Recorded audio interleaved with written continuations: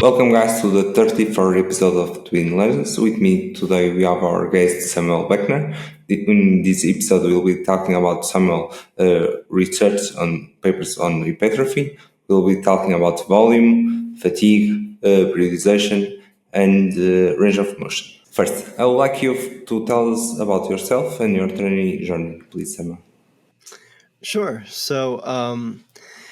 I'm currently a associate professor of exercise science at University of South Florida, and I think it was likely my love and joy for training that kind of got me here. I did gymnastics most of my life, so I grew up doing gymnastics, and sometime in high school I got more curious about lifting, and I wanted to grow my muscles, so I started lifting weights a lot.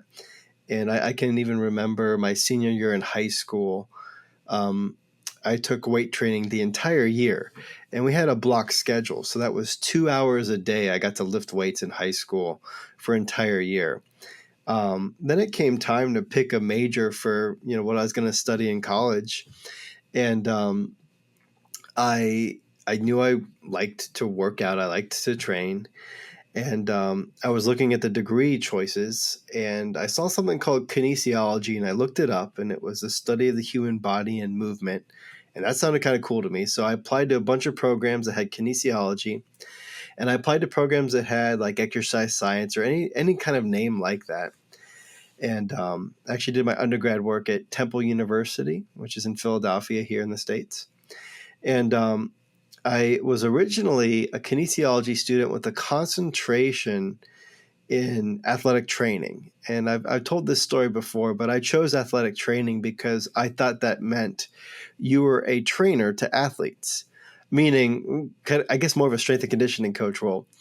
I later found out as I progressed through the program that athletic training was someone that's treating injuries and helping the athletes in a different way. And I ultimately switched my concentration, I think, just to exercise science. And at the time, I was still interested in strength and conditioning, and I ended up getting an internship at Florida Atlantic University, which is in Boca Raton, Florida. And I was actually from Fort Lauderdale, so I pretty much moved back home, and I was working as a strength coach, getting experience, and I was really enjoying it. But I think I also learned something about myself, and it was that my personality and my character didn't fit well in a strength and conditioning environment. Um, I'm overall I'm a pretty quiet person. I'm pretty soft spoken, and in a strength and conditioning world, it's just a bunch of yelling and a bunch of cursing and loud music. And these are things that I could get down with, I suppose, but didn't fit my personality. And I met Sue Graves at the time, who was the department chair at Florida Atlantic University. And she said, "Hey, you should come check out the master's program. We have a great program here in exercise science." And I somewhat reluctantly applied, and they let me in, and they paid for my degree. So I got a master's degree in exercise physiology, and that provided me exposure to different lab testing techniques, and I got a little bit of experience, not with research, but just more so lab work. And towards the end of my master's degree, I had no idea what I was going to do with my life. And I was being pushed kind of by Sue Graves to, "Hey, you should just keep going through school. You should get your PhD." Um, and I, again, reluctantly agreed that, okay, I'll try this thing out. And I hopped around a little bit. I went to University of Nebraska, Lincoln for a year, and was doing research there. But ultimately, I didn't choose the correct mentor for myself the first time around, so I quit and took, I think, a semester off, and then ultimately found my mentor, Jeremy Leneke, at the University of Mississippi, who had just been hired. And I moved to Mississippi, and it was wonderful there. We studied skeletal muscle growth and adaptation. He was a great mentor for me, and I mean a great mentor to all the students he works with. But I learned through that process who you're mentored by is very important, in that each individual has to find somebody that they work well with, and we worked really well together. And it was there that, I guess I turned my love of training into a love of studying training and trying to better understand training. And when I finished my PhD, I got hired here at the University of South Florida. And I've been here ever since as the director of the USF Muscle Lab, where we study skeletal muscle growth and adaptation to resistance training. And I think we're doing a lot of cool stuff, and we're having a lot of fun. So that's kind of the short story, I suppose. That seems awesome, and it's awesome to see someone that has a passion for it as well. And I think I think most of the coaches that I interview, even here in Portugal, I'm sorry, I'm from Portugal, so I didn't say it before, but most of them were like lost in like half of their lives with even a completely different job, and after they became coach. So I think most of your story was relatable to them. Samuel, my first question for you is, now we'll be talking about periodization. What can be the value of having a good periodization against not having one at all? Sure. So, the research team that I've collaborated with, we've written quite a bit on periodization. And one of the first papers we wrote was titled "Periodization: What Is It Good For?" And Kevin Maddox was the lead author on this particular paper. And we largely, in this investigation, we wanted to look into periodization and specifically determine if there was evidence that it leads to superior increases in both muscle size and strength compared to a non-periodized program. And through that narrative review, there was essentially no good evidence that a periodized program was superior. Now, that doesn't mean that periodization cannot be superior to a non-periodized program. I think the issue with the science, and we've written more on this since, is the science doesn't always line up with what the concept actually is, at least in my opinion, and I'll explain. So if you read a periodization paper, and the Stone investigation from I believe 81 is a wonderful example of this, because they bring individuals in and train them for 6 weeks, and one group does like 3 sets of 6 for 6 weeks time, and the other group employs what they called periodization. And periodization in this particular paper was doing 3 sets of 12 for the first couple of weeks, and then doing 4 sets of 6 for the next couple of weeks, and doing 3 sets of 2 reps for the final few weeks. And you can see the periodized group in this very brief amount of time increased the weight and decreased the volume, whereas the other group kept everything the same. And not surprisingly, the group that employed, we'll put it in quotes here, periodization, had better adaptations, particularly in strength. Now, in this paper, when they looked at, they didn't actually measure muscle size, they measured lean body mass with underwater weighing. But the larger point here is the non-periodized group in this particular paper did a protocol that no one would use for muscle size or strength. Like 4 to 6 reps is in this middle ground where it's not ideal for hypertrophy. It's not probably ideal for strength. So the reason the non-periodized group wasn't as good as the, again, quotes, periodized group wasn't because it wasn't periodized. It's because it wasn't intentional. The training needed to be designed to elicit the adaptation that the authors were after. And, perhaps they didn't say this program is meant to maximize muscle growth. Once we do that, we can get somewhere, and we can define things, and we can come up with a protocol that will be really effective.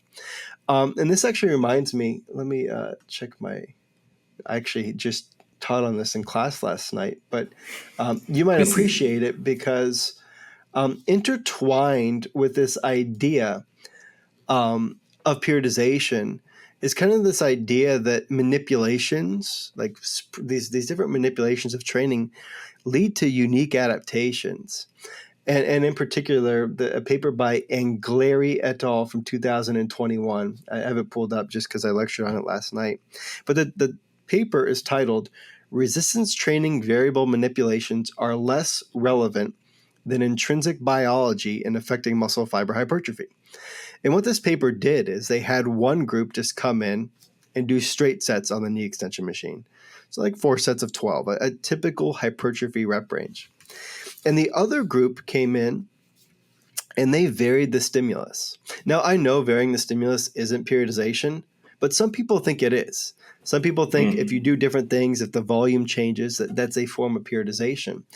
And the variation group, they did like low load training on one training session. They would increase the volume on another training session.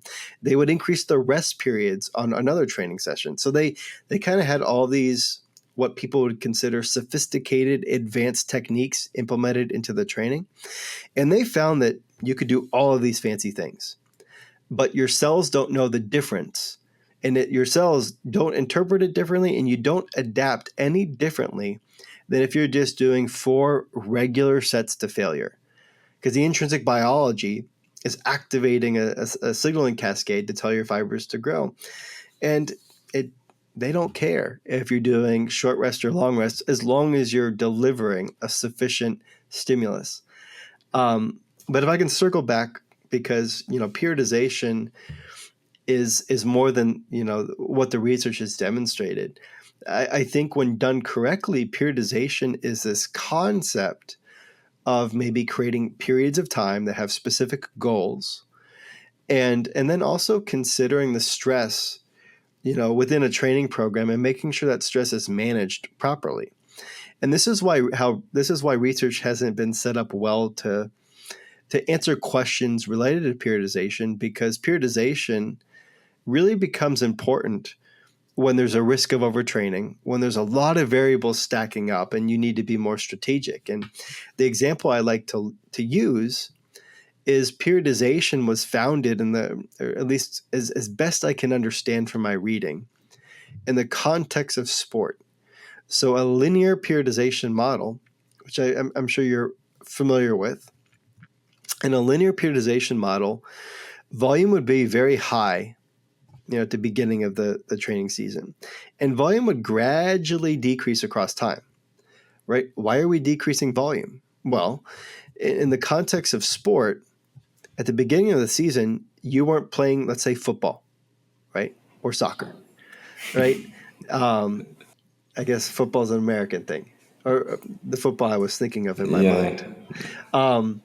But anyway, the reason you decrease volume in a classic linear model is because the stress of sport is increasing and increasing and increasing. And arguably, not even arguably, objectively, the more important thing for the athlete is the sport, not lifting weights. Lifting weights is a supplement. So across time, you decrease your volume and increase your intensity, because you can't lift with these huge volumes and still recover and perform in your sport. So in a lot of ways, periodization, in my mind, was just providing a model for the stress balance that's necessary for an athlete to recover and make sure that they're prioritizing their sport. Now, when you take sport out of it, because a lot of people want to do periodization and they're just training for muscle growth, right? Now, if you're training for muscle growth and you're doing an appropriate volume, would you still decrease volume over time, right? If there's not a competing stressor. And, I think the answer is it depends on your goal and it depends on your recovery. But if you're recovering just fine, is it necessary to decrease volume? Probably not, right? I think in those cases, you have to look at biomarkers of recovery and consider the state of the individual. Are they happy? Do the joints feel healthy? And then periodization almost becomes, I suppose, just a type of autoregulation where you're paying attention to recovery. You're paying attention to, what direction their strength adaptation is going and these sorts of things, and making informed decisions. But I think some people think you have to adhere to periodization. And there's no physiological reason as to why I can think it would be superior to a non-periodized program regarding muscle growth adaptations. Now, if we're talking about strength adaptations, maybe we have to be a little bit more strategic. You can't lift very heavy all of the time. So maybe we need to plan it a little bit more cleverly. But I think these just come down to having smart programming at the end of the day. That's awesome the way that you spoke. Even like I think it's a bit different, and I think you will agree with the sport from the weightlifting, right? Because in even in linear model of periodization, you are trying to increase the intensity, right, instead of decreasing as you are playing. And the second step, can periodization be an important factor as a beginning as well as advanced lifter, in your opinion? And I will consider if you think like most beginners and even intermediate lifters that don't know much about periodization just lift and by their feelings. By their soreness, or even from what they see online. Yeah. So I think I think just the word periodization can probably scare people off. And my temptation would be to say I wouldn't worry about it too much, and that's simply because I can remember. Like I said, I took 2 hours of weightlifting every single day in high school, and at that point, I didn't know what periodization was. Um, I, I was just approaching training in a way that I felt was intelligent.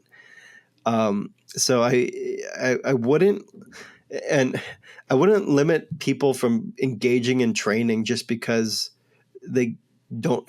I would say a huge limitation would be a lot of people don't understand what periodization is. Therefore, if you waited to be able to figure out what it is, you're going to wait a long time. At least a lot of people will. And I still have master's students that enter our program here at USF that don't understand periodization or had an incorrect understanding of what it actually is. Um, so for that reason, I wouldn't get too caught up on trying to understand the intricacies of periodization. And I'll reference one more example. I can remember during my master's degree and even the beginning of my PhD at Nebraska, I would meet these individuals that would have the most sophisticated spreadsheets of their programs.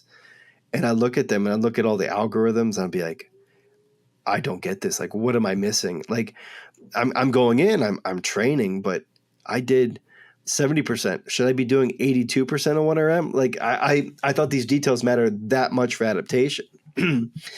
And, especially for muscle growth, they don't. But at the same time, I'll also say, if you are paying attention to recovery, right? And most people intuitively do. They say, okay, I'm too tired today. This muscle's too sore today. I'm going to train a different muscle group. Or I'm exhausted. I'm going to implement a rest day. To a lot of people, that is periodization. So some aspects of periodization are largely intuitive. And I've had a lot of debates back and forth in the scientific literature with different individuals. And sometimes I've kind of been backed into a corner where they kind of said to me, well, if it makes sense and you're recovering, it is periodization. And there's some lines of logic where any program that works and you're not overtraining, people will say, well, that's a periodized program. That's probably a much longer conversation for a different podcast. But I do think it's interesting. And I don't know if you've read our paper.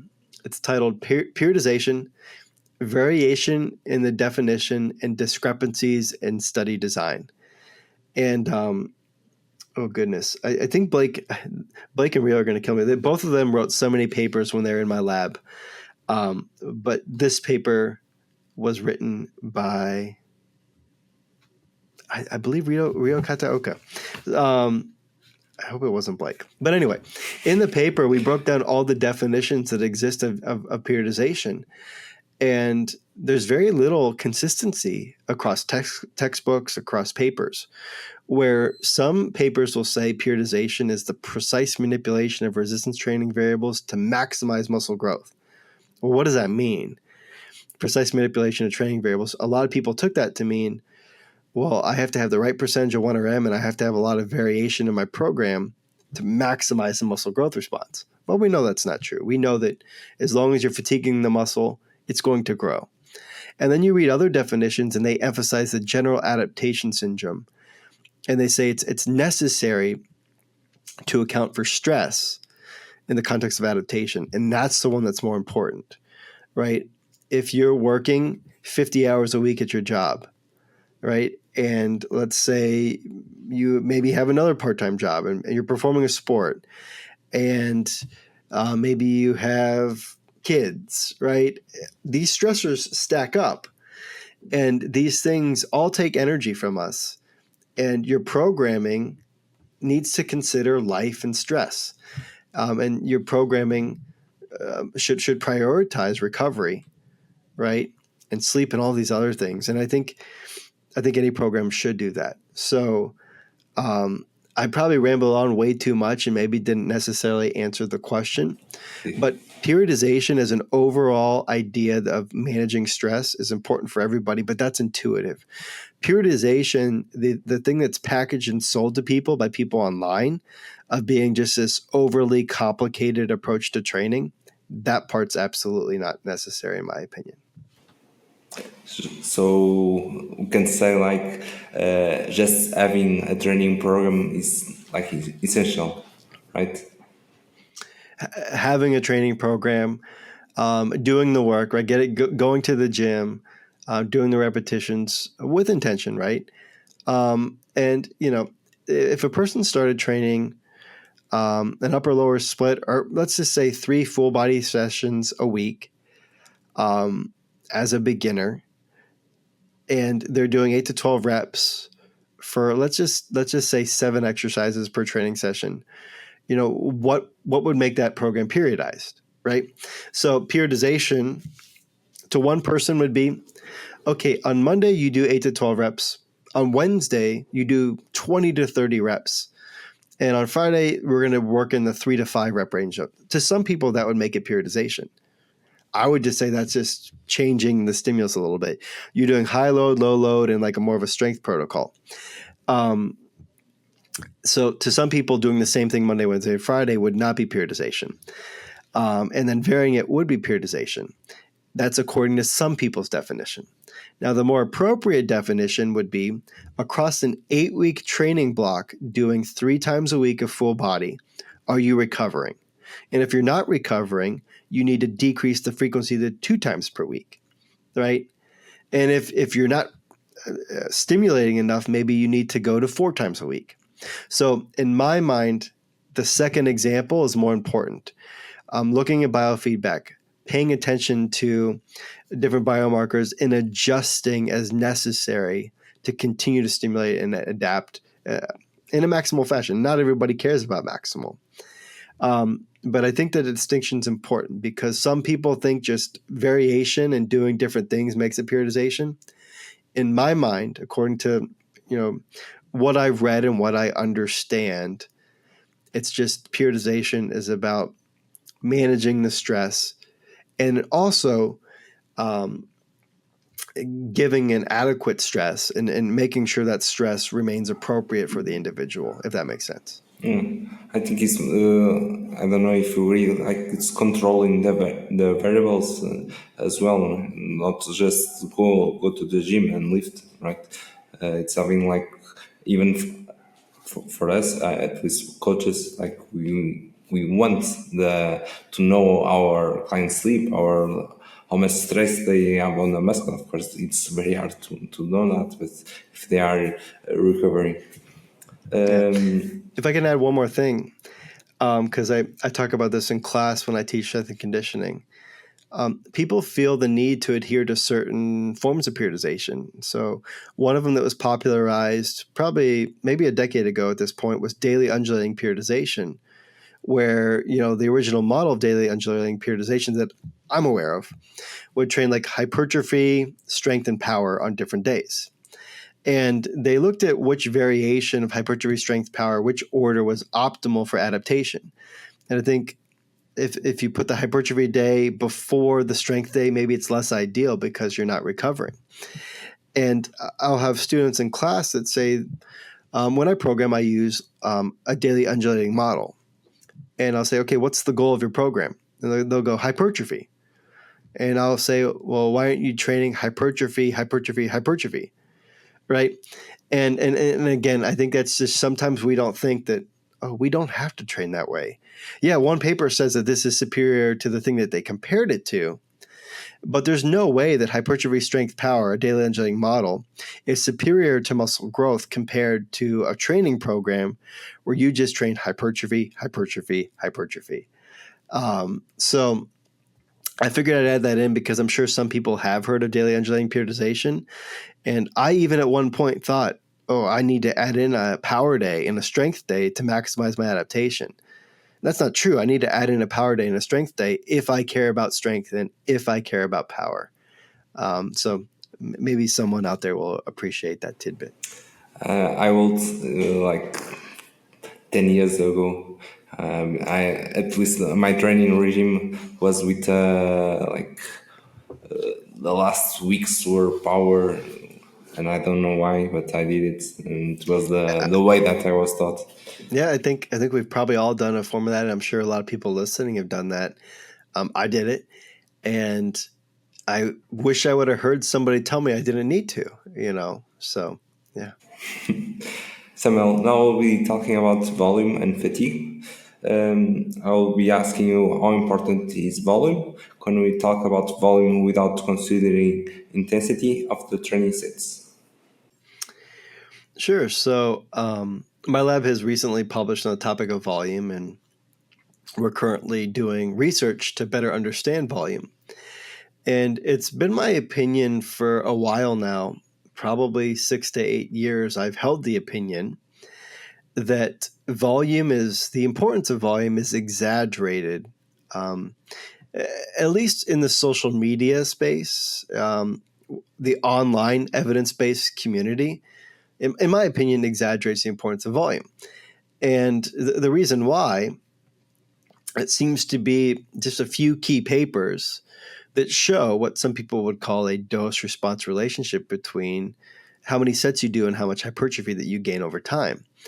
And my primary critique, I suppose, was the fact that a few of the key papers used to make that statement, in my opinion, found extraordinary findings, right? So these papers found amounts of growth that were 2 to 3 to 6 to 7 times what other papers are observing.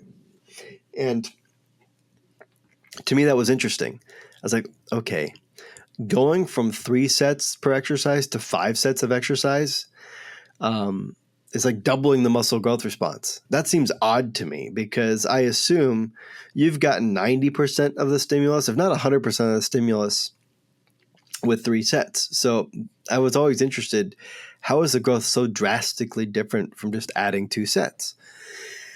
So we wrote a paper about it, and in that paper, we suggest that maybe the importance of volume is a bit exaggerated, and maybe we've relied a little bit too heavily on certain papers.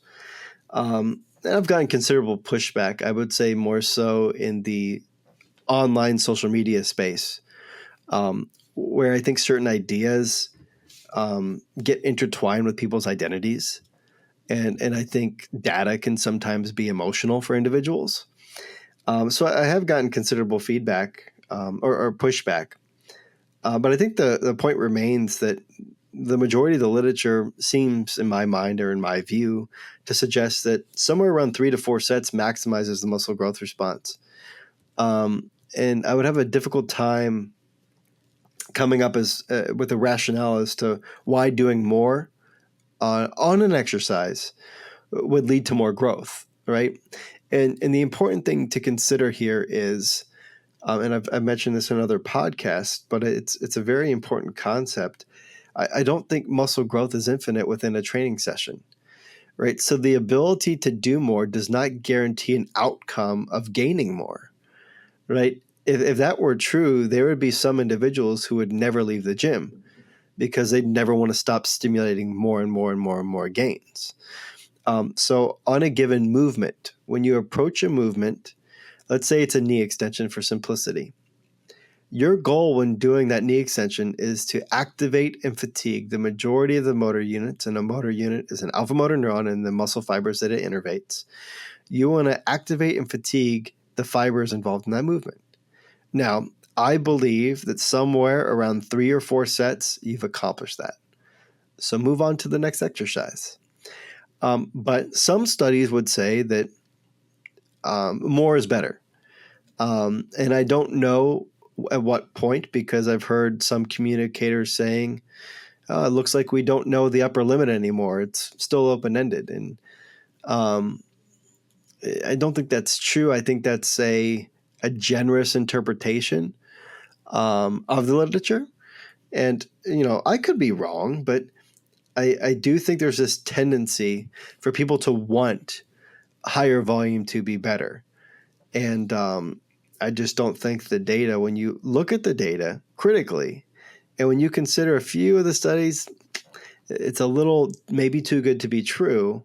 You walk away with a sense of, okay, 3 to 4 sets per exercise seems to be ideal for growth. And then from there, the question, and this is a question I would argue science has not answered because the studies haven't been done. How many movements per muscle do you perform? Right? So the way volume is studied in science is actually somewhat frustrating, because you'll read a paper and that paper did, let's just say, 40 weekly sets per muscle group. Well, quantifying volume as weekly sets could be problematic because, well, how were those 40 sets allocated? Did you do 40 sets of knee extension on Friday? Because that would be very ineffective, right? Did you spread those 40 sets across 3 sessions? Did you spread those 40 sets across 2 sessions? That matters, because in a given session, you do sets to maximize the response. At a certain point, it's going to plateau. So if you keep doing sets, you're not accomplishing more. You're just doing more to do more. And I think a lot more of the research needs to begin looking at exercise variety. So instead of doing 9 sets of leg press, let's do 3 sets of knee extension, 3 sets of squat, and 3 sets of leg press. That to me is a better use of 9 sets than doing 9 sets of one exercise. Does that make sense? And I think those are different things. I think there's some overlap between the exercises, but there's a greater likelihood that you've stimulated the muscle in a different way, which might lead to different growth, which would add value to some of that additional volume. Does this make sense so far? Yeah, of course. That was my second question. If I might, what's your insight in dividing the training volume by exercise? For example, if you want to make 10 sets or 9 sets as well, as you said, of quads, how many exercises should you do? You said like 3 exercises for 3 sets by 3 exercises. So I don't know the answer. I can only speculate. And I would guess 2 to 3 movements for 3 to 4 sets each per training session. And then for frequency, maybe twice. Maybe some people want 3 days per week, right? So it's kind of funny because I've received comments like, Dr. Buckner, your volume recommendations are kind of high. And I'm like, well, I like to train. Like I love to be in the gym, so maybe that's my bias. But I also have to be honest with what I see in the literature. So the part that I can get somewhat clarity in the literature is on a per exercise basis, I don't see the value of going over 3 or 4 sets. But as far as how many exercises I need to do, the literature cannot really inform me too well on that question. So that's where I have to come up with what I believe based on what I know. And yeah, maybe 2 exercises for 3 to 4 sets each. So that would be 8 sets. If you train twice a week, that's 16. If you train 3 times a week, that's 24. And I think I lean towards the 24 sets, but I think it can be done in two days per week with maybe just more exercises. But I guess full disclosure, I'm not speaking with great authority here because I'm leaving where the data can't fill it in, and I'm just guessing what I think based on my experience. So weekly set is actually problematic in my opinion because If you look at a meta-analysis, and sometimes they'll group studies based on how many weekly sets that they performed. Well, if you did 20 weekly sets and you trained twice a week, that's 10 sets per training session. Well, how many exercises did they do? If they did one exercise, then that 10 sets it's no better than 4 sets, right? Because you filled up the cup and you're just still pouring water in it, right? So if you told me you did 20 weekly sets, but you did it on 2 exercises, in my mind, that's basically the same adaptation as doing 3 to 4 sets twice a week, which would be, 6 to 8 sets. So the organization of the volume certainly matters. And it's my hope, and I think this will be the case, I think science will get better moving forward. I think people will begin to study volume in a way that's more how people train. My girlfriend competes in the IFBB, and she's trying to focus on specific muscle groups by increasing volume. And, to some extent, she can increase volume per set, but it wouldn't make sense to just keep doing that week after week after week, because eventually she'd be doing 12 sets of glute kickbacks, right? That's wasted volume. But maybe it's not wasted volume if it's spent doing a slightly different movement, doing, an abduction exercise and a glute kickback instead of just adding more glute kickback. Because the hope here is you're stimulating maybe a different motor unit to tell that motor unit to grow. And across different exercises, you want to hit all aspects of the muscle and then fatigue those fibers through those movements. I'll like to ask you, I think it's a difficult question because I'm trying to find the answer, is how can you consider a good amount of volume to someone? How can someone find what is a good amount? And even like you said before, when people see online literature about like 52 sets and they don't see the results that they like, they'll maybe I should do the 52 sets on my arm so they can be bigger than, I don't know, other influencer. Yeah. So is this specifically for a beginner, you said? Beginner volume? Or just a person trying to decide? Yeah. Okay. Well, I think a lot of things have to be taken into consideration. And I've written programs for individuals, and I've helped others write their programs, and I think it just starts with a few key questions. So, can I just like for yourself, even as a professor, how do you find yourself like, okay, I'm doing 24 sets and it's enough? Yeah. So I don't ever think of volume as weekly sets. I never have. It's not how my mind works. I think of frequency. So my starting point is always frequency. How many days this week am I going to be able to train? Which, I'm a professor. I don't train as often as I'd like to. I still try to get in there 5 days a week, 6 if I can. But I start with frequency. And once I know the frequency, I can then allocate volume accordingly. And so basically, let's say I want to train legs twice a week. And let's say when I say legs, I mean quads, hamstrings, and glutes. So if I'm going into the gym twice a week, each time my goal is to sufficiently fatigue and activate my quads, sufficiently fatigue and activate my hamstrings, and sufficiently fatigue and activate my glutes.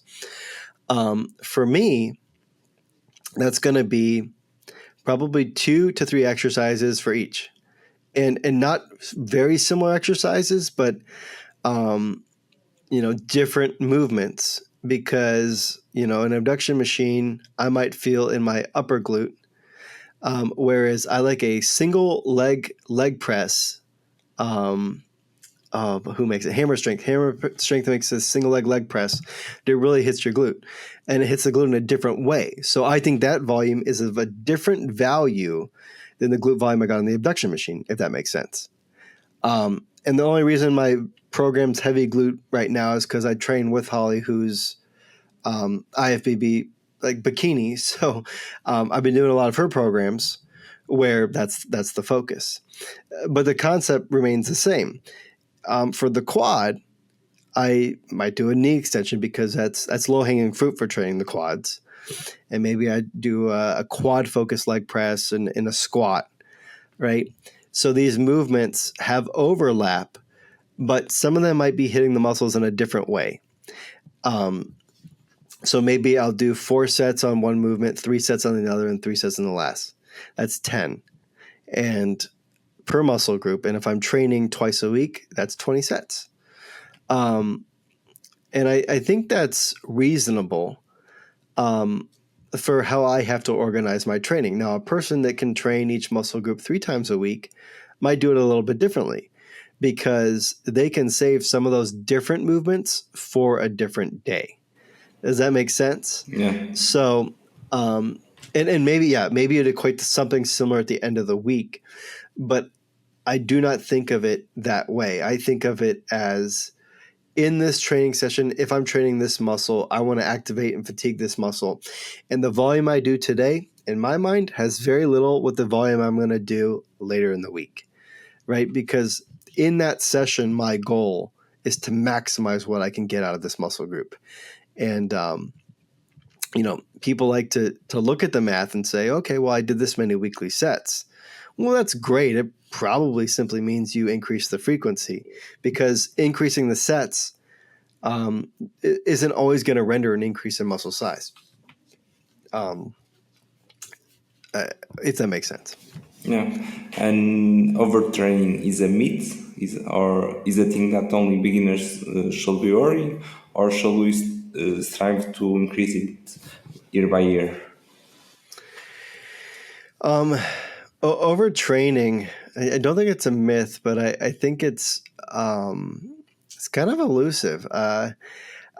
When you read studies, inducing overtraining is quite difficult. And the papers that succeeded would have people come in and do 10 maximum reps, so 10 1RM lifts in a row for like 7 straight days for 2 straight weeks, and they'd finally see a drop off in strength. So the overtraining literature has some of the craziest protocols. And I think overtraining is real, but it probably comes down to muscle damage, inflammation, and fatigue, and maybe a constant state of not fully recovering and training again. Because, we wrote a paper, is there evidence for the suggestion that fatigue accumulates with resistance training? And I always struggled with this idea, and you hear it a lot online, I suppose, fatigue accumulation, or this idea that you accumulate fatigue across the training block. Well, when I would hear this, I'd think to myself, okay, fatigue accumulation, what are we accumulating? What is fatigue accumulation? And we wrote this paper because I think it was Iron Culture was maybe the podcast. It could have been a different podcast, but one of these podcasts had a researcher on, and they did a 3-part series on fatigue accumulation and periodization, and they just kept talking about fatigue accumulation. And every time they defined what it was, they just said it was fatigue. So it's like you're defining what it is by the name of it. It was a circular definition. I think that's a circular definition. So I'm like, okay, if you're telling me fatigue accumulates, what specifically accumulates? Because to my knowledge, fatigue is explained by the depletion hypothesis and the accumulation hypothesis. So when you're exercising, you accumulate metabolic byproducts, hydrogen ions, right? Lactic acid, these sorts of things that make it so you end your set and you take a rest period. But once you finish your training session, this accumulation is cleared, right? And you recover. When you train, you also suffer depletion. So the depletion hypothesis says that you use different things for energy. And when you train, you deplete to some extent your PCR system, your phosphocreatine. But that's replenished pretty quickly. Maybe you deplete muscle glycogen if you train with enough intensity for a long enough duration. But muscle glycogen is also replenished following exercise when the diet is correct. So I couldn't find any evidence that depletion can accumulate. So accumulation of metabolites don't accumulate over time, and depletion of substrates doesn't accumulate over time. So it leads to the question, what actually accumulates over time? And that led us kind of down a wormhole where we got into the muscle damage literature. And, muscle damage can lead to inflammation in the days following exercise. And I think in a lot of cases, people are maybe conflating the presence of muscle damage with accumulated fatigue. Because accumulated fatigue makes it sound like, all right, you trained and you have this fatigue, and then it just stays there, and then you keep piling on top of it. And it almost creates this visual that you're so bogged down by so much fatigue. How are you going to get out of this? And again, physiologically, there seems, I haven't seen it presented in a way that is compelling to suggest that this fatigue just accumulated over time. I think it's more likely that you're having acute fatigue, so force is decreasing, you recover, maybe you don't recover all the way, and you kind of fatigue again. And I think some people maybe get caught in that where they're just doing too much, they're not sleeping, their diet and nutrition isn't on point, and they just don't feel great, right? And they're not performing great. And I don't think that's fatigue accumulation. I think that's just a vicious cycle of under recovering. So and maybe there's a fine line between the two. I'm not really sure, but I've seen no compelling data that fatigue accumulates in a meaningful way. So how does that answer the question of overtraining, and what is overtraining? Overtraining could be something that's real. I think just most people are not getting there, because I think it takes an incredibly large amount of work and effort to actually land yourself in that boat. But once we are in a state of overtraining, I don't think physiologically we've done a great job of pinning down, okay, what physiological mechanisms underlie why this happened. That's an interesting point of view. At least I didn't view it that way, and I needed to make another question because the next one was about fatigue, and I was asking you. When you talk about fatigue, what type of fatigue do we need to be aware? Maybe in terms of session duration, exercise selection, rep range, range of motion, or even more. But as you said about muscle damage, I think most of the examples that I said was more about that than fatigue, right? Because even in terms of session duration, maybe fatigue of, I don't know the correct term, but how many exercises do you do? Even if you are doing like 10 or 20 sets, even of different muscles, you still have some fatigue that way. But the exercise selection, range of motion, and rep range give different muscle damage, right? Yeah. So, and also there's a distinguishing factor here, which is the difference between acute fatigue and chronic fatigue. And the previous conversation, that I guess the monologue I gave on fatigue was mostly referring to, how do we characterize what's believed to be a more long-term fatigue. But within a training session, acute fatigue would just be within that session what's happening, right? And I think within that session, there's a much greater reality of fatigue, meaning, the volume that you do on your bench press at the beginning of, your training session, you couldn't go back to bench press and complete that same rep scheme with that same weight. And one of the thinking experience I like to, thought experiments I give my class, I ask them, when you do a 1RM, how many times can you successfully do that lift, right? And most people say, well, kind of once. Maybe I could try it a second time. But you can't keep doing a 1RM, right? A max max weight, if you try to max out your squat or your deadlift or your bench, you're not going to do it multiple times. And so the question I ask them is, well, why can't you do it multiple times? You haven't accumulated any metabolic byproducts, right? So it's not like you did let's just say a huge drop set where you did 3 different weights and with very little rest, and you're just very, very weak when you finish because the metabolic byproducts are so large in number. And when you do a 1RM, you're also not depleted of anything. You use ATP and PCR, right? And those are recovered within, at maximum 3 to 5 minutes, 7 minutes if you use the most conservative estimate of replenishing your energy. So why can't we do another 1RM, right?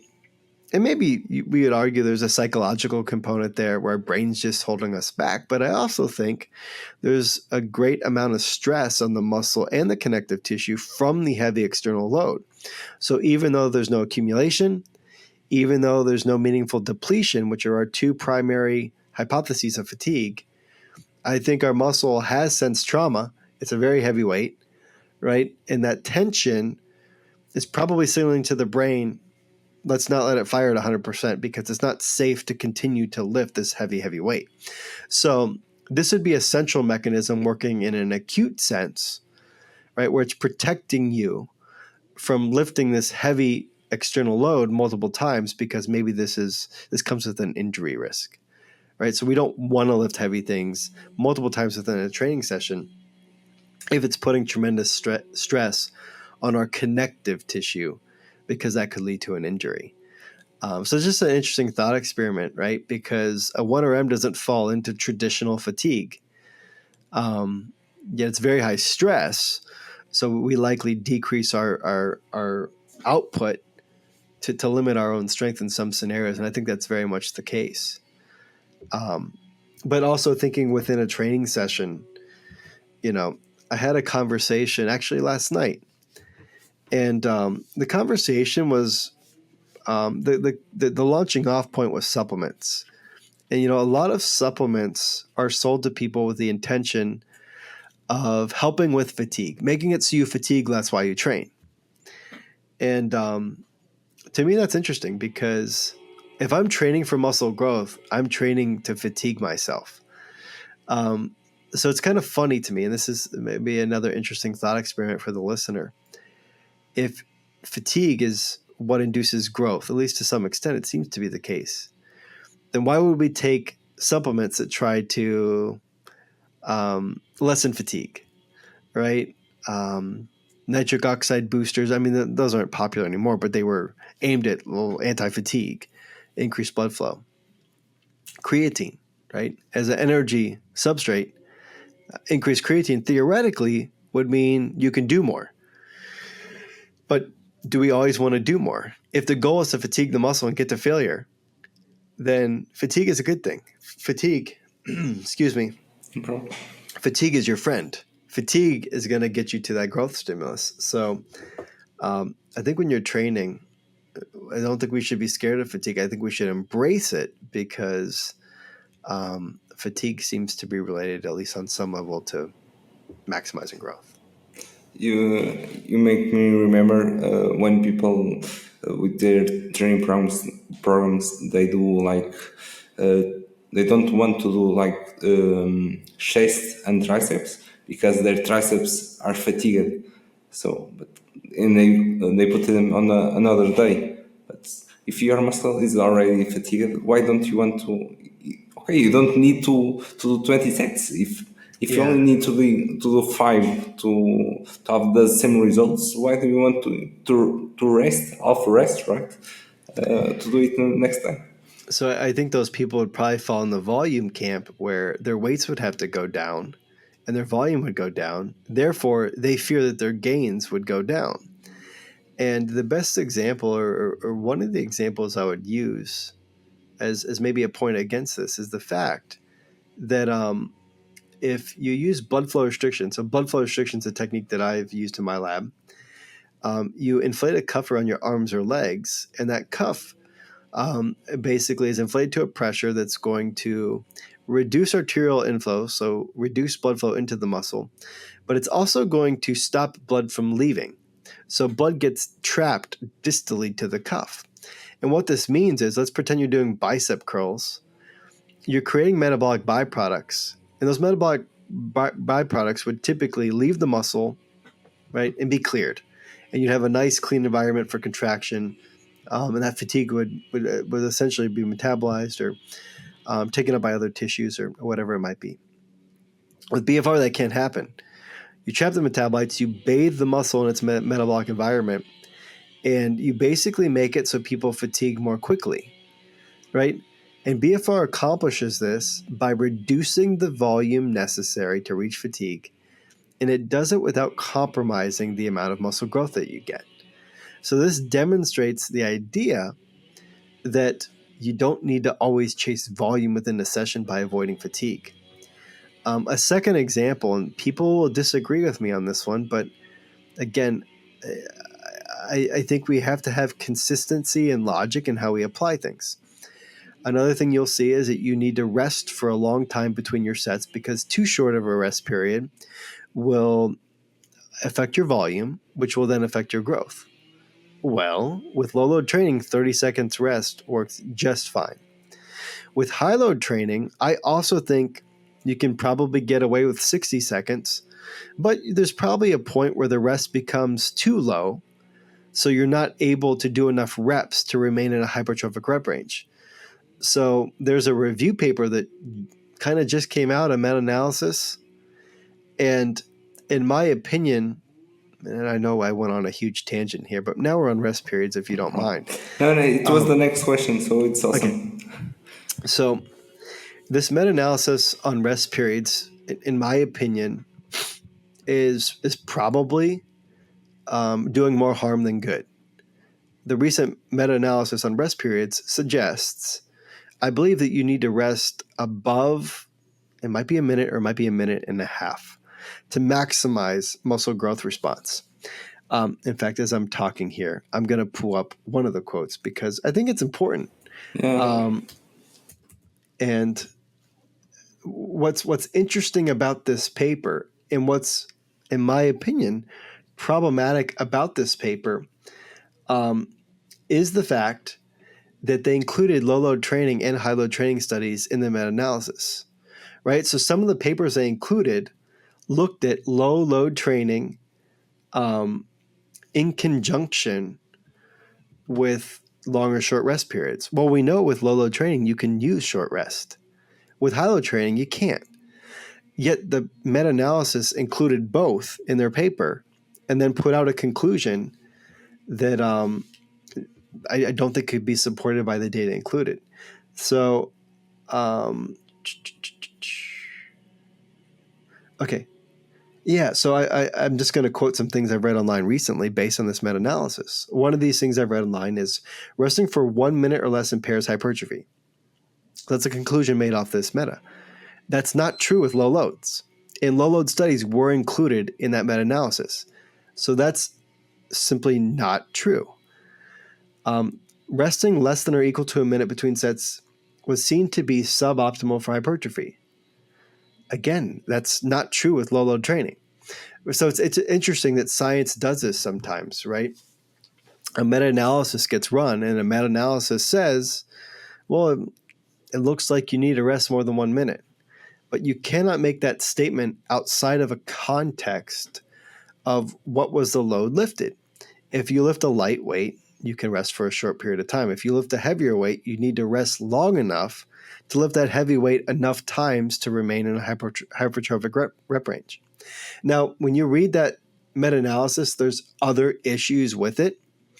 For example, 2 of the papers just gradually changed the rest period across the training program. So they started at, I want to say, a minute and a half or 2 minutes. And by the end of the study, they were resting for 30 seconds or 15 seconds.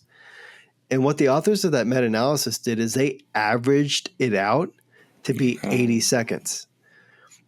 And I can't understand why this is being done. It's been done in the range of motion literature as well.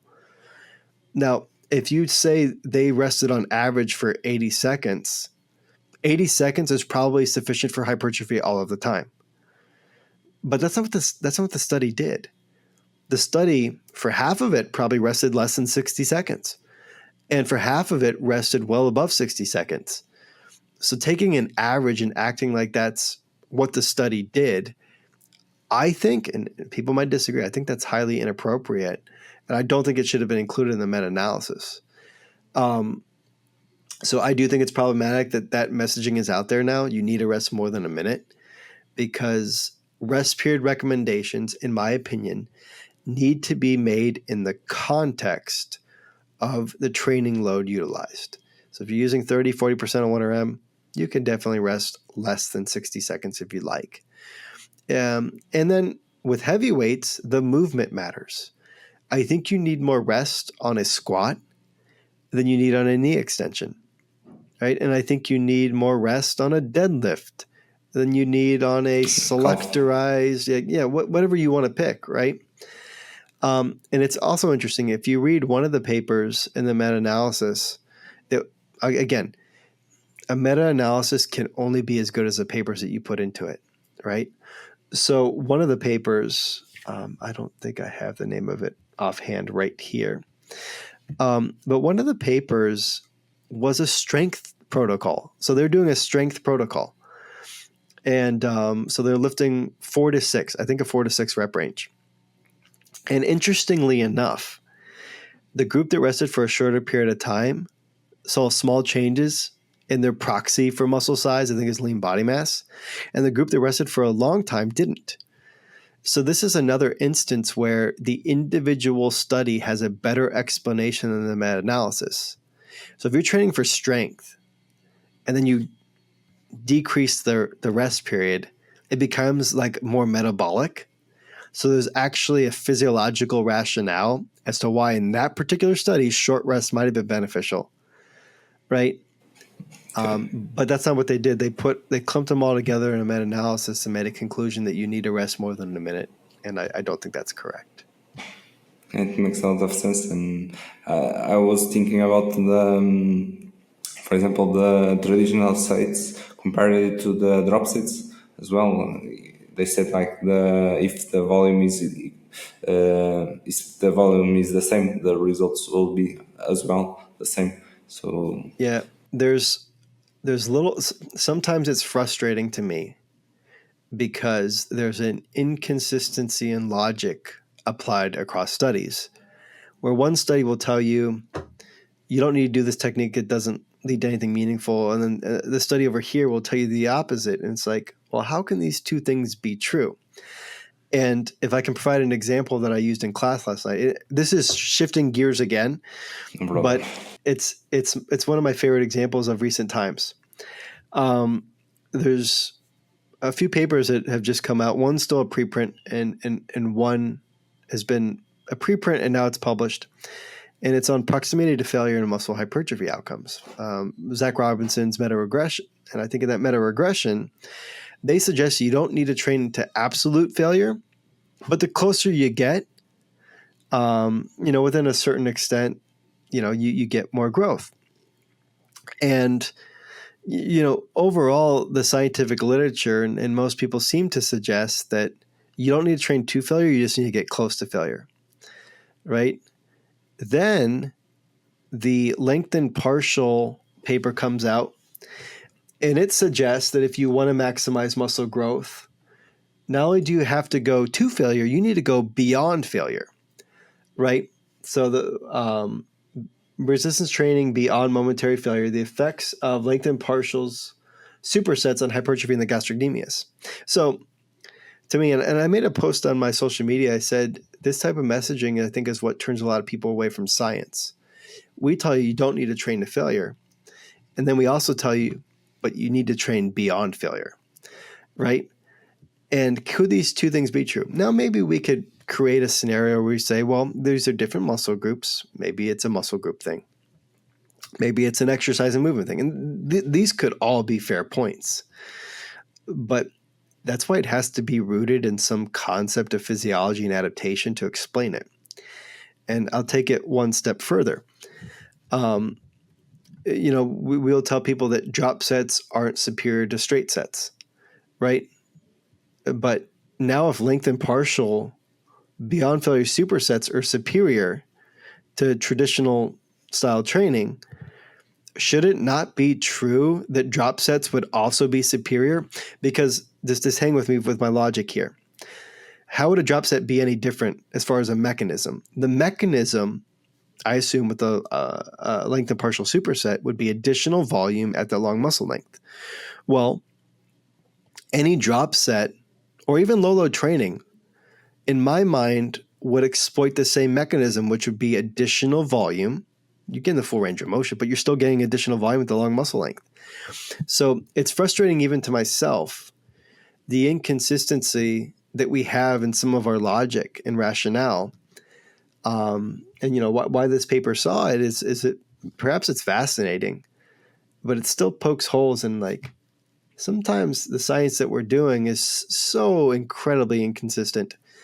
And that's why I think we need to have caution in how we interpret and communicate things, because I think we get caught up sometimes in the excitement and in the need to create content and the need to just push certain concepts in these sorts of things. Yeah, it's awesome to hear that. And when that paper came out, I had the same reaction. So being with 3 IRR and going to failure is the same, but in the next week going beyond failure is the new king. So Yeah, it really is hard to wrap your mind around, right? And we should be able to have this conversation. And the author of this paper is a wonderful, like, he's super kind, and I think he's a good scientist. I just think we need to explain the finding, right, in the context of everything else. So I'm not hating on the authors at all, but I am saying, us as scientists, we need to figure this out. Okay, why is this? And is it a one-off finding? Is it something we need to replicate? Can we replicate it? Right? All of these things are important. I do think the messaging gets lost on people, and then people end up saying, "Oh, that evidence-based community, they can't make up their mind. They contradict each other every other week," and they wouldn't be wrong. Excuse me, to say some of those things for sure. at least you are trying to find the way. It's better than being on the black, I would say. Okay, now we will be talking about range of motion. Samuel, on your recent paper about range of motion, what can you benefit using techniques with a short range of motion?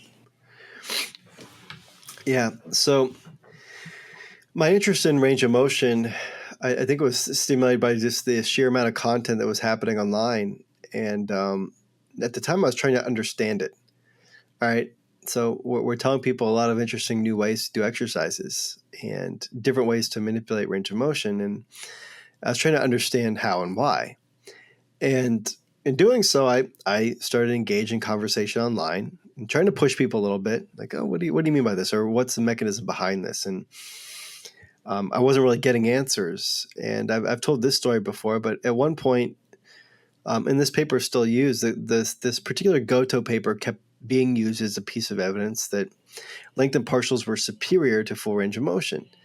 And I read the paper, and the paper was not looking at a length and partial. It was looking at middle range of motion versus full range of motion. And they didn't have, in my opinion, a accurate measurement of muscle growth, because they had a 47% increase, or 47.6 might be the number, increase in triceps CSA, which doesn't happen. Triceps CSA typically increases 5 to 6% over 8 weeks' time, not 47%. And hopefully the listener can understand that's like 10 times. if tomorrow I grew 6 inches taller, somebody should explain that to me, because that doesn't seem normal. So I simply brought that point up, and there was no desire to engage in discussion. I was told I don't know what I'm talking about. I need to go read more. I'm like, well, that's odd. I did not expect that interaction for just pushing, like just pushing in a kind and courteous way, I believe, and I certainly hope. And since then, I've actually heard a Stronger by Science episode where they again said 47% in line with what other studies have found. So, I mean, that study's still being used, and 47% increase in tricep CSA is being suggested to be a normal change. I simply don't think that that's true. And I think in my mind, we were getting away from the science and we were getting more caught up in hype and a desire for something to be real. And a great example, I just saw a post and I left a comment, and it was another communicator saying the best exercises for chest muscle growth. And they're saying you got to find exercises that lengthen the muscle. And they suggest going on the pec deck machine, the rear delt machine, that you can do chest flies and you can do rear delts. And they said put it in the rear delt setting and do your chest exercise. Now, I didn't watch the full video. It might be a joke. I don't know. But anyway, I just left the comment, and they might have responded. Probably won't. I asked, is there any data in the chest? Why are we taking data from the quads and just assuming all muscles adapt the same? It's not something we should do, right? To my knowledge, I can't think of any studies that are done in the chest. But now we're telling people to do these new exercises in the chest, to take the rear delt and do a chest fly and a rear delt to maximally stretch your chest. Maybe it's true, right? But it's problematic to tell people online that according to science, the best way to grow your chest is to do a rear delt exercise as a chest fly, right? Might be a good way to get injured. But when you explore the literature, it's not nearly as compelling as what you find on social media. There's some instances where I'm intrigued with some of the quad data. So some of the quad data suggests that maybe they do respond better to these long muscle lengths. But it's, when you look at some of the mechanisms provided, and I think Enrique Moreno that wrote our paper did a really nice job of trying to dig into that with the length-tension relationship and some of these other things that perhaps contributes. There are instances where there's a reasonable rationale to say, okay, maybe this is a thing, right? But some of the things that have been put forth are, metabolites and hypoxia. Well, it doesn't make sense to me. And what also doesn't make sense to me is, and I mentioned this on a podcast recently, if we're saying that long muscle lengths favors distal muscle growth, which I've heard a few people say, wouldn't consistency of logic suggest that short muscle lengths grows the proximal part of the muscle? Like if we're preferentially growing one muscle site because of this range of motion, would another range of motion preferentially grow another aspect of the muscle? And part of the issue here is it's difficult to measure these things, right? Distal muscle growth, you don't have the same reliability and accuracy of measurement as you do in the middle of the muscle. Proximal muscle growth, in my experience, is the most difficult to measure, right? And a lot of these studies are finding such a small, tiny difference that I'm not even sure it's real, right? And what's begun to happen, you'll notice it online, and maybe they're doing it less now because it's not that I have an audience and I really make a dent, but I would at least try to point out, you'd see a post that says 300% more growth when you do lengthened partials versus full range of motion. But when you look at the magnitudes of growth, neither one is impressive. And the difference between them, even though it's 300%, it's such a small change. It's just a manipulation of math to make something look impressive, right? If you gained 0.1 of a pound, or if you gained 0.2 pounds, you know that neither of those things are likely real. You need to gain a little bit more weight to know it's a true change on the scale.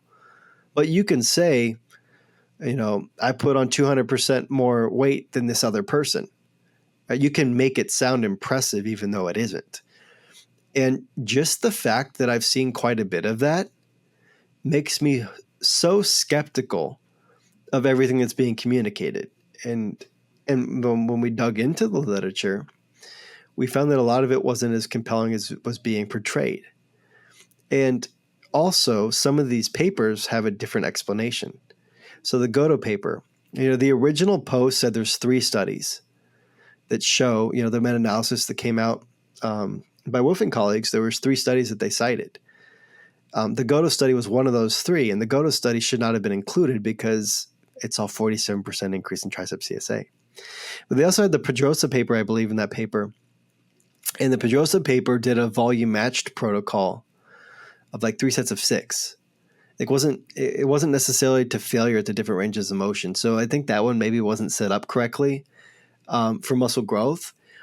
And on a study-by-study basis, it became clear that there's nowhere near the point of drawing a conclusion and closing the book that this technique is superior for muscle growth. But social media has run away with it to the point where pretty much on a weekly basis, I see several pieces of content showing you the new way to do an exercise. And I think it's unfortunate. It's unfortunate because we're speaking with authority and we're telling people that this is what science recommends.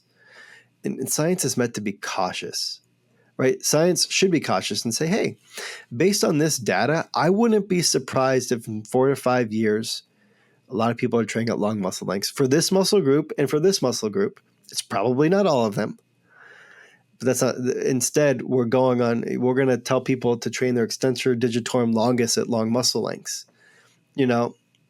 Every single thing you can think of. And it's unfortunate. I don't know how we fix it. I think we fix it through multiple labs, not just one lab. We need multiple labs doing research on this topic and contributing to the knowledge base. And then we need mechanistic work. I would love to see some authors do muscle protein synthesis studies. If long muscle lengths are better, right? If training where there's less overlap between your sarcomeres is superior for muscle growth, color me surprised, right? I'm trying to think of a reason. And I would love to see some of these molecular labs compare head-to-head in an acute sense. Okay, let's do a long muscle length protocol. Let's do a full-range protocol. Let's pull some muscle biopsies and look at muscle protein synthesis. I don't suspect they'll be different, but they could be, right? And that's another thing. A lot of these people, they become promoters online and not scientists because they don't say, it's possible that this is just error in this study. I really think that this is the case, but other people disagree, and these people should be listened to as well, right? And not just me. There's a lot of PhDs and scientists and researchers that disagree with this long muscle length stuff. The ones that I know have all been muted in the comment section, so they can't be part of the conversation. So I guess I'm somewhat optimistic that we're going to learn more moving forward. But it is bizarre to me what's happened thus far. And, it's almost a shame because it takes away from the instances where it's probably true, like some of the quad studies, right? And Watalo Cassiano's calf paper is intriguing. That shows maybe in the calves there is something there. But I would urge people to be cautious when they hear this content. What I've noticed is just sensationalism and supplement company like marketing tactics to make a small change look very, very impressive. And to what end? I don't really know. I think it's probably just an attempt to make content that's appealing and has potential to go viral. I do not know, but I do think the current evidence-based world of range of motion is a mess. Yeah, thanks for your view, and I understand pretty much that.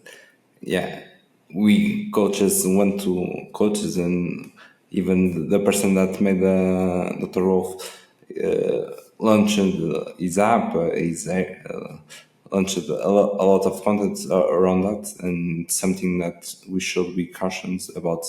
Just one study, a good study. Samuel, I would like you to ask you: should we lifters need or should we worry when our muscle is on active or has more tension during a repetition?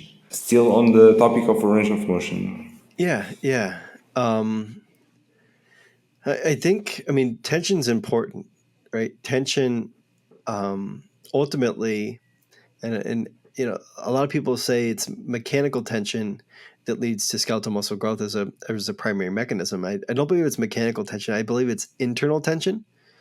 Because we did a study that just flexing your bicep without a weight can grow muscle.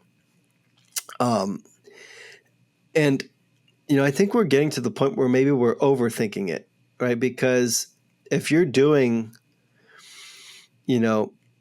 full range of motion or close to full range of motion, you're probably getting the majority out of that lift what you can.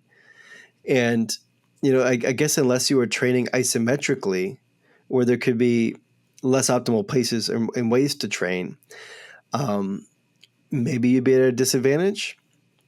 But, internal tension is important.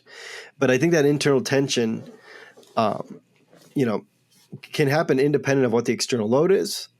And maybe it tells us that certain exercises are probably better, right?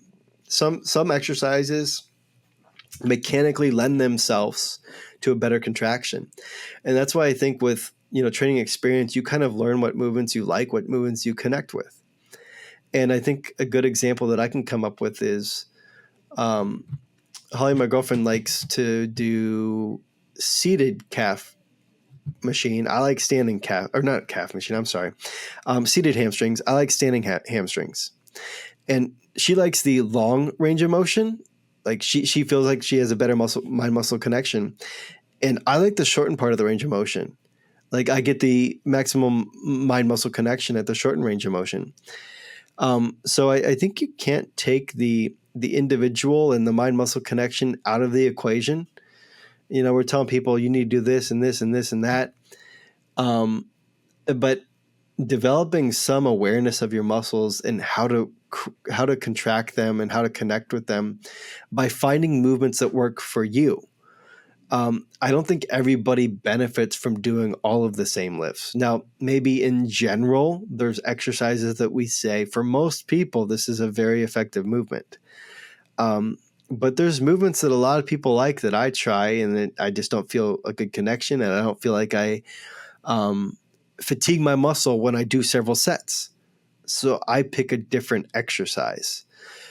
So for me, the tension thing, and I think what you're maybe getting at here is the length tension relationship. You produced more tension at a certain part of the range of motion compared to this other part of the range of motion. I struggle with that example simply because low load training and high load training both cause similar muscle growth, but one is using a much lighter weight, one's using a much heavier weight. So does the tension matter? And I think it's fatigability that matters. And if tension at that range of motion was really important, then in all of these studies, study after study after study, drop sets and all these other things would be superior because they would ultimately provide more stimulus at every angle in the range of motion. And that's just, to my knowledge, that's not a consistent finding. So maybe we need more data to completely answer that question. But currently, I don't know that I would say tension specific to a range of motion is something that I find compelling, if that makes sense. If can I give you an example? Sure. Imagine if you are doing like lateral raises with dumbbells, Mm-hmm. or you are doing lateral raises with a cable near your waist, so the Yeah. load is more is higher or on your lengthening part, Yeah. right? Yeah. Saying it's almost the same, even if you are doing the complete range of motion. Yeah. I think they would be. And it's funny because we're doing that study. Yeah. We're doing that study. I think that my hypothesis would be that they would be pretty similar. And I guess we'll find out. But yeah, we are doing that. That exact example we are doing, and I suspect that they're going to lead to a pretty similar response because they're both fatiguing. And yes, the length tension relationships and the torque throughout the movement, the internal tension is a little bit different, but I think the end result is rather similar. Now, if it were different, what would make up for it? Would a drop set make up for it? Like I don't know. I'm just thinking out loud here. But let's say it was inferior. Would a drop set then provide more stimulus at that range of motion? Are we limited by the weakest part? So is it a question of what part of the range of motion is causing the failure? You can quickly see here that there's a lot that we haven't like really uncovered and explained as to, okay, the length tension relationship, the fatigability, why do we need to fatigue in this fashion to maximize muscle growth? These are questions that I think need to be asked. That's, in part why we're doing the study. But I don't have an answer. I think they'd be the same though. And then if I can ask you, for example, like you said about the volume, or do you consider doing both so you can train the muscle at different tensions? For example, if you're doing like 4 sets, you could do 2 sets with dumbbells and 2 sets with the cables. Yeah, I think a lot of times it's also a reason why I tell people train with high loads and low loads just in case. Low loads provides a benefit to like type 1 muscle fiber growth that you're not getting with the high load training. So as an insurance policy, you could include both in your program just in case the data pans out to suggest that one form is superior to the other. I think that's a perfectly fine thing to do. If you don't, however, I don't think you're missing out on anything big here, right? I think the difference would be rather small, and if we could measure it. So, but I think if you want to hedge your bets, sure, include both. Makes sense. Samuel, I think we'll conclude our episode here. Thank you a lot for having you. It was awesome to have our conversation. I will ask you, how can our guests see more of your content? Yeah. Thank you for having me on. I think it was a great conversation. I'm sorry I'm long-winded sometimes when I speak, so I go Don't on and worry. on. But yeah, if anyone wants to follow me, I'm just at Samuel. Wait, it might be Samuel L. Buckner. I don't know these things off the top of my head. I am Samuel Buckner on Instagram. Yeah, just my name. So you can follow me. I post my research there. I comment on things. I like to engage with scientific content online. When people will let me. I have a research review that I work on with Holly Baxter called Be a Brain, where we break down research every month. So that's something that it's fairly new. I just wrapped up issue 5, I believe. So if people want to learn more about research, that's something that we offer, and break down 2 resistance training and muscle hypertrophy papers and 2 like nutrition and weight loss papers every single month. And that's been fun. I think I was mainly motivated to get that up and going because I was reading paper week after week, and I'm like, why do people think this paper shows this? So it gives a different view, and hopefully what's a fair view of research.